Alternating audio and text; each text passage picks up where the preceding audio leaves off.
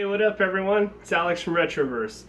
So today we're going to be covering some factory seals on N64 titles. This game's called Penny Racers. It's a fairly decent $10 cartridge loose. Met some guy on the internet who's willing to trade me this bad sealed copy of it for Faria, which is a pretty cool original Nintendo game valued $80, $100, depends on the condition. Mine was pretty nice though. As I look at this more and more, realizing that this almost $200 sealed N64 game is looking a little too good to be true. So I decided today I'm going to do you guys the honor of opening it up and finding out. So if I'm wrong, goodbye $200. If I'm right, well, you guys got a pretty entertaining video out of it, so let's get started. So the first thing you want to take a look at when you're trying to decide if a Nintendo 64 game is authentically factory sealed or resealed by some, out there. So you want to look for a stripe on the back of the box. Usually there's a vertical stripe going straight up the back right here. That stripe is either about ½ an inch thick, or it could just be as small as a band used to separate the two pieces of plastic. As you look closer and closer on my copy, you can kind of see it's too flawless. Like there's nothing separating anything on here. So that was my first sign of warning. So I decided after that point I was going to really do some research, find out what can really make a factory seal legitimate and what can make it this. First thing you want to take a look at is if you look underneath the plastic, there should be no scuffs, no scrapes, no markings. I mean, if this thing came with plastic on it, no one would have ever been able to touch that box. It would have never been exposed to the elements, never even breathed a breath of oxygen before. It's sealed. Just looking on it, I can't show you because you see that. But there's little tiny dots underneath some of the markings on the plastic. They wouldn't be something you'd immediately notice when you're looking to see if it's a factory seal, but they're definitely something that upon investigating, you'll be able to get a little better idea if it's worth trying to open something like this and lose, a ton of money. That right there also seems a little suspicious to me. So then I'll take a look at the third and one of the more important things as well when checking N64 factory seals. That's the corners. Usually, when a box is dented on the corner with a seal on it, it doesn't really do much other than dent the box.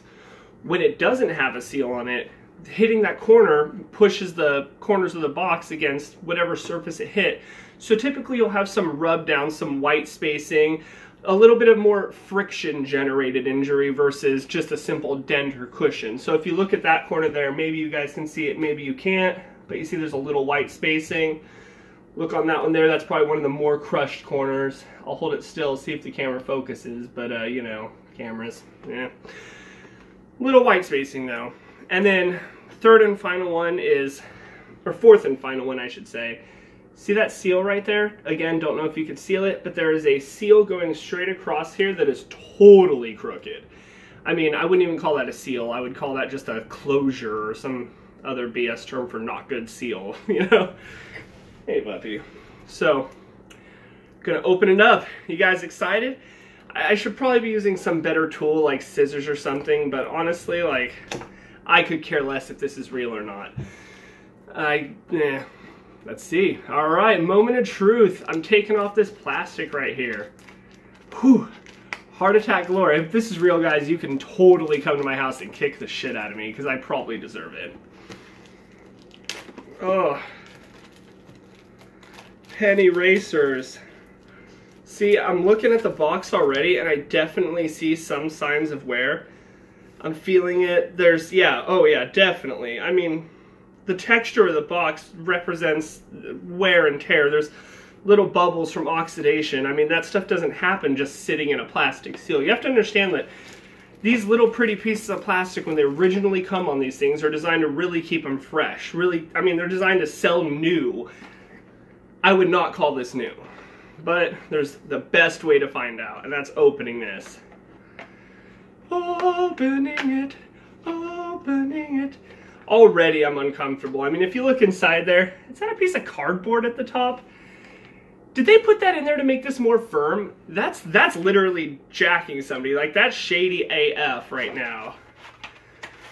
I'm pretty sure that Nintendo doesn't automatically include ghetto pieces of cardboard in their factory sealed games. So, whoa, 1 win for Retroverse, ding, ding, ding. I wish I knew how to edit videos to get some cool sound effect, because we won! It's fake as, well, you know the rest. Let me check my manuals. This game, the reason that I was totally comfortable doing a deal like this is because I knew that even if this wasn't sealed, as long as it included some of the basic construction pieces, which, I don't know, looking around, guess what? Player guide, offer inside, white book, card, no manual. What kind of factory sealed game doesn't come with a manual? Who does that? Like, do they just expect the person to keep the plastic on like a smart person at all times, I guess, but, you know, I mean, it doesn't take a genius to figure this shit out, obviously. So, as I continued, if you look at this cartridge, you can see damage on the cartridge. I mean, I hope I can get the right angle there. You see that center? There's like a big divot in there, some scratches. I mean, fool me once, shame on you. Factory seal games, you're an asshole.